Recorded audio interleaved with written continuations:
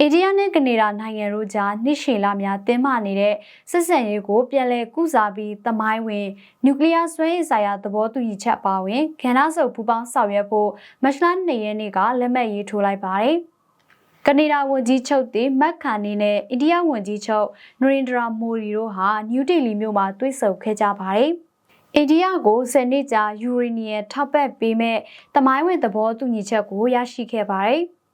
ဒါအပြင်အစင်းမြင့်နျူကလ িয়ার ဓာတ်ပေါင်းဖို့နည်းပညာတွေမှာလည်းအတူတူပူးပေါင်းလှုပ်ဆောင်သွားကြမှာဖြစ်ပါတယ်။အရင်ဝန်ကြီးချုပ်ဂျက်စတင်ထရူဒိုလက်ထက်က